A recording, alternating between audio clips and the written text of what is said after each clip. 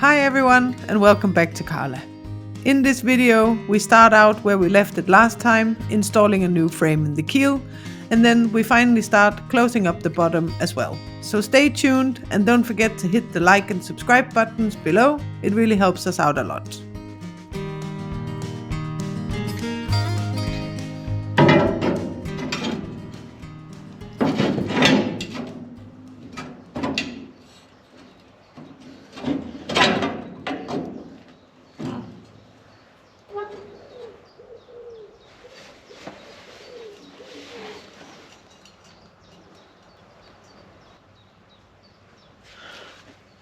I think I'll have to sharpen the edges up here so we can get a good penetrating weld. But otherwise I think that this is fine.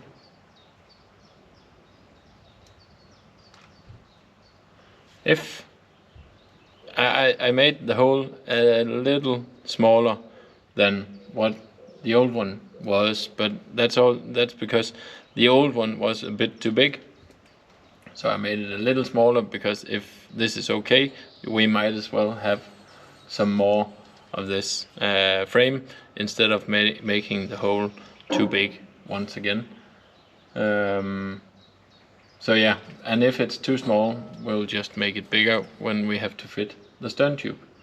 I think that should be possible. So yeah, let's do it.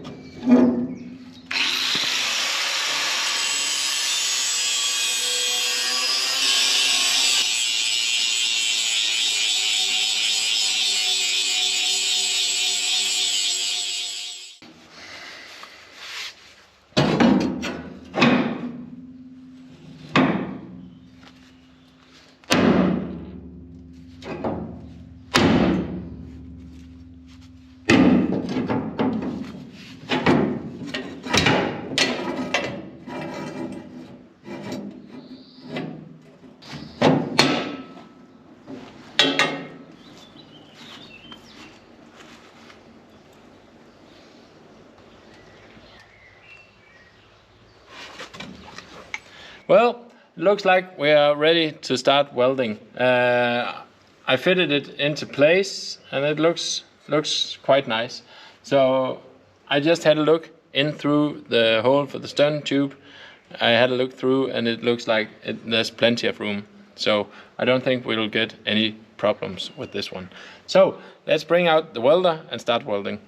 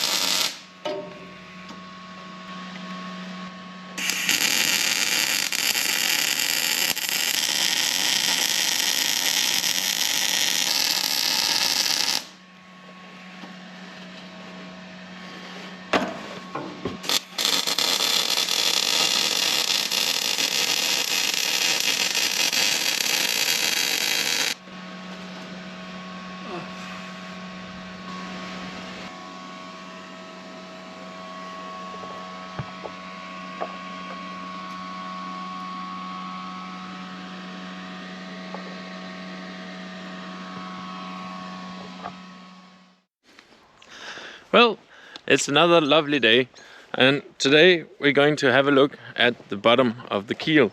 As you know, we removed the whole bottom section of the keel, and then we welded in the new frames. So I think it's time to close up the bottom.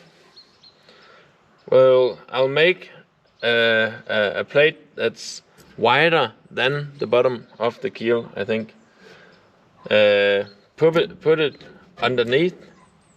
We'll cut this edge up so it fits. The new plate will go all the way onto these frames. With this cut a little shorter, the new plate will stick out on the sides, and we'll be able to weld from above and into the corner instead of having to weld from the bottom and up. I think that'll make the welding a lot easier and stronger, hopefully. Then we'll close up. We'll make a plate that goes all the way and connect it to the old keel over here. And then we can have a look at closing the sides afterwards.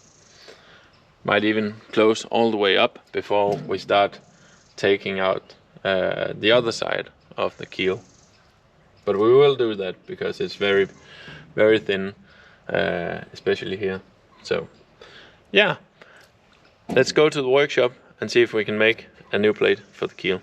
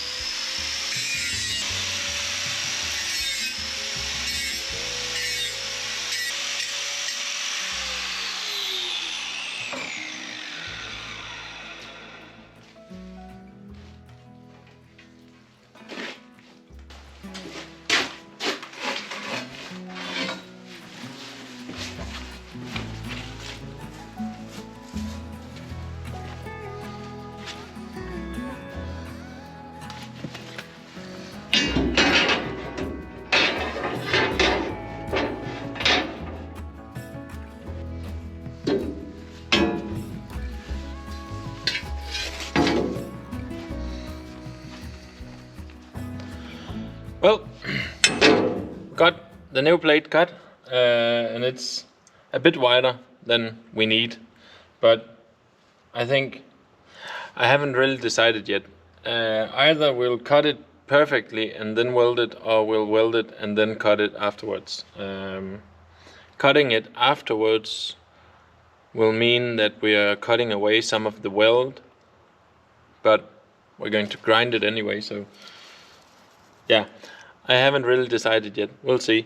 But I cut it a bit wider. But before we can get to weld the plate up underneath, we have to make it almost touch the frames that we have inside. As you can see, we have, I don't know if you can see that, we have two frames going all the way inside here. I want it up against them, or almost up against them. But we cut the old plate from down here and up, so these edges are further down than the frames now. So if I put the plate up underneath, there'll be 5 millimeters of air between the frames and the plate, and we don't want that. Also, this edge is very uneven. I want to make a nice straight cut to weld on. Yeah, but the thickness, I'm really satisfied with the remaining thickness in the plate down here. We just have to clean up the frames, and we'll clean up the edges once we have them cut. The frames are welded onto this 10 millimeter piece of steel that goes all the way up until here, and we'll get to weld them onto the plate again around here. So between here and here there'll be no contact with the plate on either side, but I think that's okay because it'll be filled up with concrete anyways. So yeah, that's the plan. Let's see if we can figure out where to cut this. Yeah, and cut it.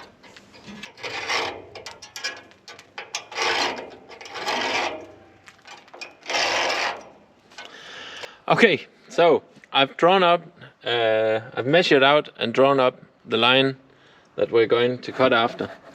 I've measured it to be exactly the bottom of the frame, so if I cut above it, I'll cut 2 millimeters above it, and the 2 millimeters is what we need of air to put the weld into. So now it's the exciting part. We'll see if I can cut a straight line. I only have one chance, so cross your fingers. Cross your fingers, not crush your fingers, please.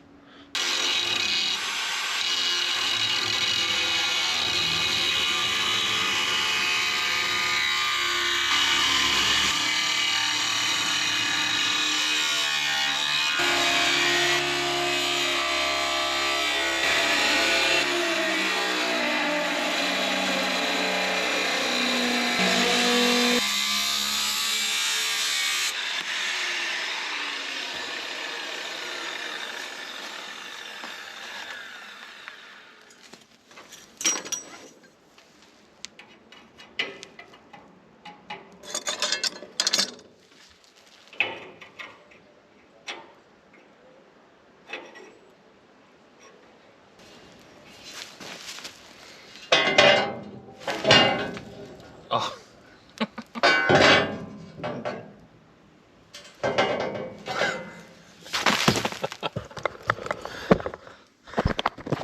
Okay, that gave me quite the scare.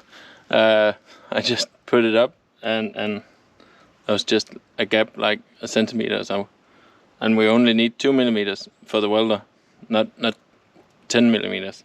So, but luckily it's an old weld in here that kept me from pushing the plate all the way up. But it looks like we got a nice straight edge. We'll wait with putting the plate up here and see if it fits until I've ground away all the old welds and edges and stuff. So, whew, I just thought I messed up. So, yeah.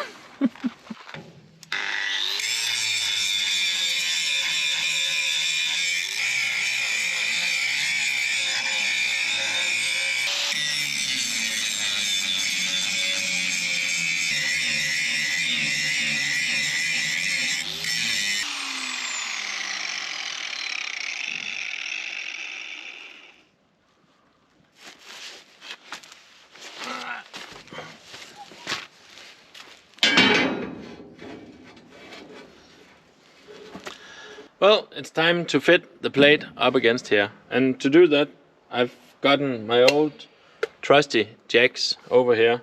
I'll take a piece of wood and put up against it and jack it up and have them squeeze it up against while I draw and measure and stuff. But funny story about the jacks. I think 10 years ago Heidi and I were living in a caravan and I had to lift it to fit some flooring and stuff.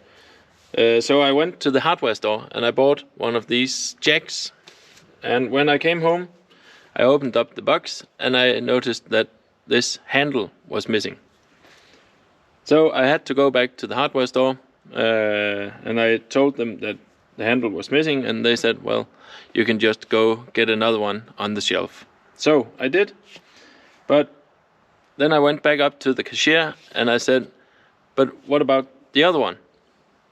And he said, well, we're going to throw it away because without the handle we can't sell it. And I said, can't I just have it and bring it home with me? Because the jack itself is okay, it's just the handle missing. And he said, well, why not? So I got it home for free because, yeah, they couldn't sell it. So for 10 years now, I've had 2 working jacks, only one handle, but I can only work one at a time. So, yeah, I think I really like stories like that because, first of all, I like getting stuff for free, but who doesn't? But second, I like that it's being used. It took a lot of effort and energy to make this, and to just throw it away because the handle is missing. I think that's wrong. That's really wrong. So I love the thought that I've been using it for 10 years now instead of it just being thrown away. What about you? What do you think? Is that a good story? Do you have a story like that? I'd really like to know. So write it in the comment section. Now let's get back to finding some wood to squeeze this up against.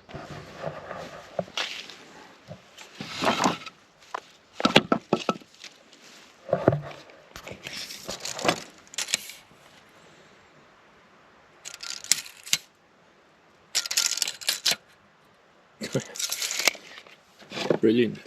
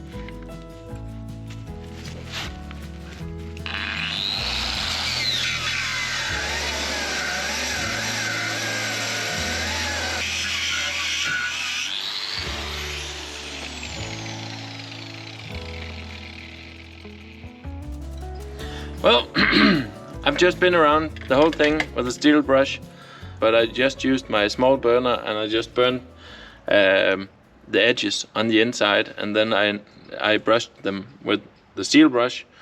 I'm trying to avoid that any dust, no, not dust, grease, because the inside is a little bit greasy. There's some anti-corrosion stuff in there, and I don't want it to mix into the weld when I'm welding. I want to make sure that we get the best possible weld down here, so that's why I use a little more time cleaning today. And as you saw, I bought myself a shield, a face shield, yesterday. Man, it's expensive, but I guess you can't really put a price on your eyes and your health. And about time, I know many of you think,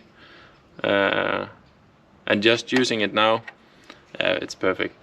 I can wear my glasses, nothing's fogging up, and it protects my whole face instead of just my eyes. So, big improvement, though a little bit expensive. But now it's time to sharpen the edges on the hull, and then we can press the new plate up against, and I think we're almost ready to start welding.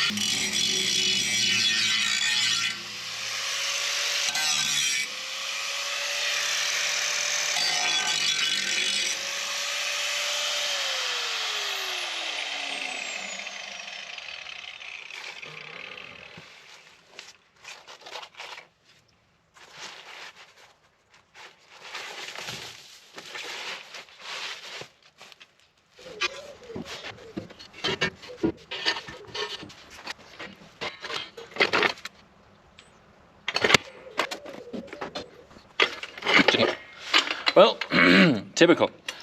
I was just talking about how good these were yesterday, and now this one's broken. No, it's not broken. It's just very hard to pump. I don't know why. Maybe we just have to lubricate it. Maybe we have to put some oil in it or something. I don't know. Let's go to the workshop and have a look.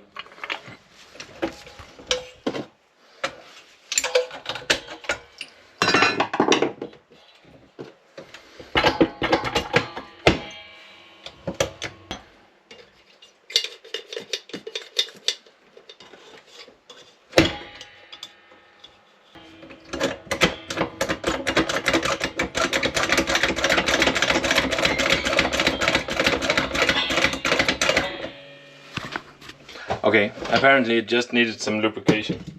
We have the small piston in here that you push up and down. That's what's pumping the oil, of course. And I think it's just because it's a long time since I used it last. Because a little oil, and now it's running really smooth again. So I'll just lubricate the rest of it and we're ready to use it again.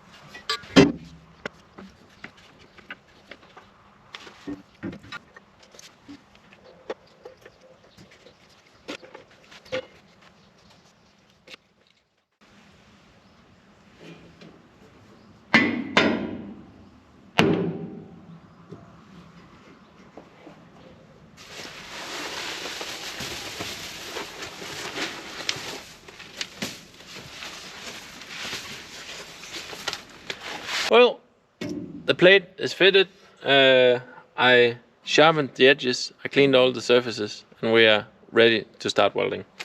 I just have to rig the welder with the gas and everything, and then we can start welding. But before we do that, I want to talk about the insides. Some of you might be wondering why I haven't treated the insides with anything. Now we're closing it up, and it'll be very difficult to get in here with paint or rust protection or anything. But we're going to use concrete. We're going to fill it with concrete, and the right concrete will act like rust prevention in there. So we're going to fill it up. All the rust that we have been treating here, the plate we're changing is only here because there were other materials mixed into the concrete. If it had been pure concrete, I'm pretty sure this wouldn't be here. Or maybe it would. Maybe it's just because it's 40 years old, but I can do with this holding for 40 years again now.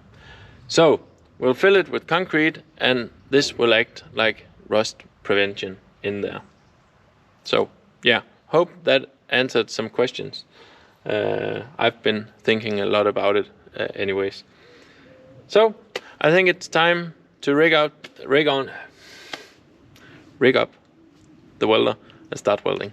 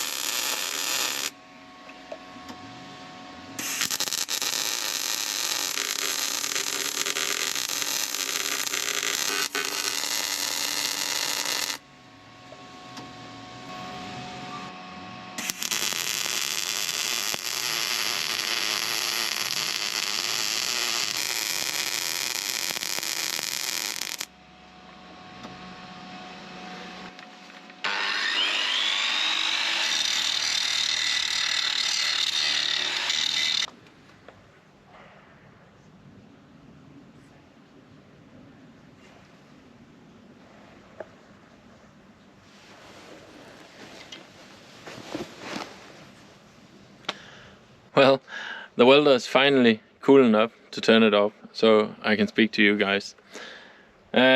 We got a really good burn through with the weld.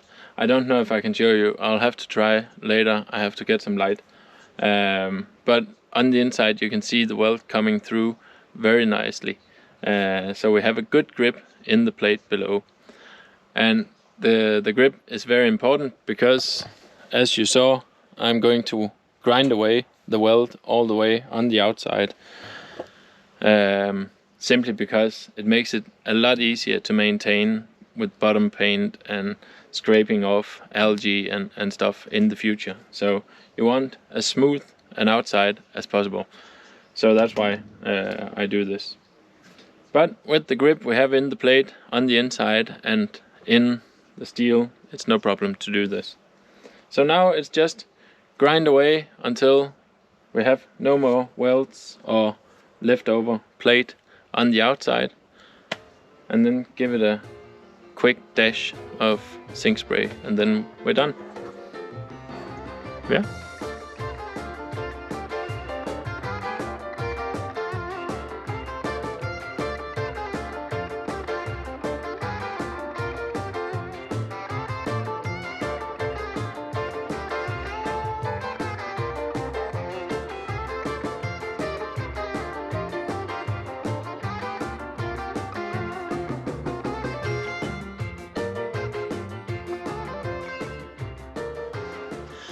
Well, I'm almost all the way around. I just need to take the small grinder the rest of the way now, and then we're all done.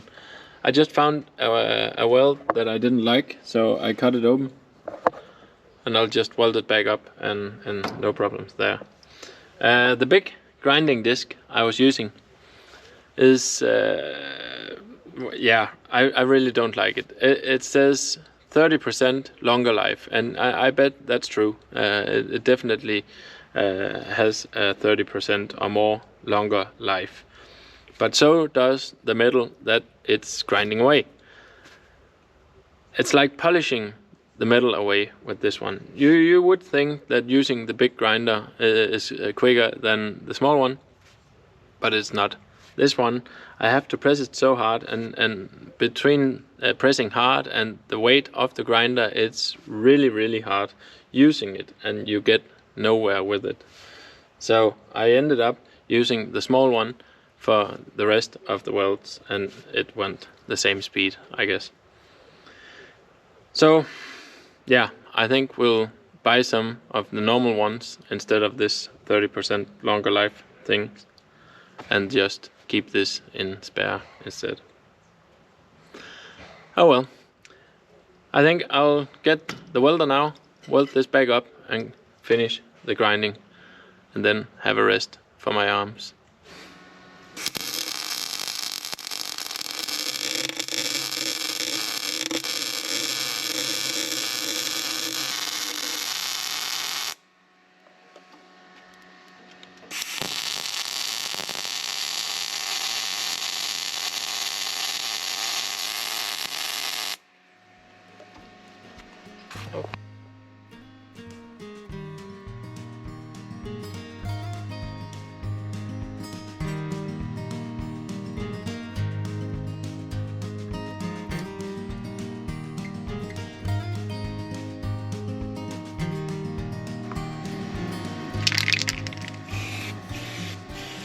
While Claus is resting his arms, I think it's time to wrap up this video. In case you were wondering, we're a little behind in the editing of the videos. We have upgraded some of our equipment, and we're working on being able to edit a video for you every week. So stay tuned, see you next time.